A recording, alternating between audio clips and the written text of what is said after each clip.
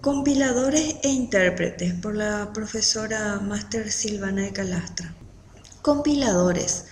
Un compilador es un programa informático que traduce un programa escrito en un lenguaje de programación a otro lenguaje de programación.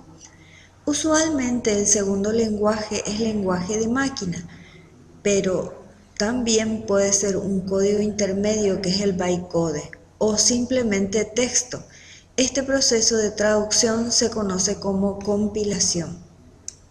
En este ejemplo tenemos el código fuente 1, que es el lenguaje 1, y el código fuente para el lenguaje 2. En ambos casos tenemos el proceso inicial del compilador del lenguaje 1, se pasa por el analizador lexicográfico, que es el escáner, luego el analizador sintáctico, que es sintáctico semántico, luego el generador de código intermedio, y del código intermedio no optimizado pasa al optimizador de código intermedio optimizado, luego al generador de código objeto 1 y luego al código de máquina.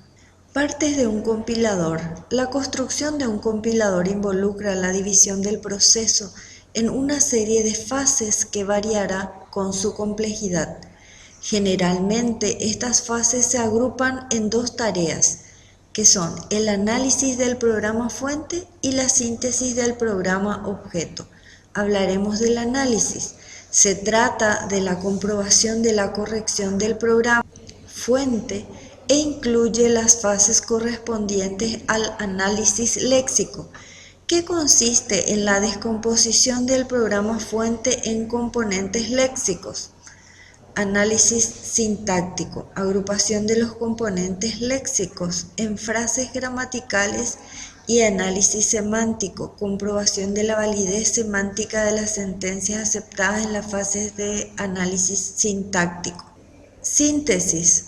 Su objetivo es la generación de la salida expresa en el lenguaje objeto y suele estar formado por una o varias combinaciones de fases de generación de código. Normalmente se trata de código intermedio o código objeto y de optimización de código en la que se busca obtener un código lo más eficiente posible.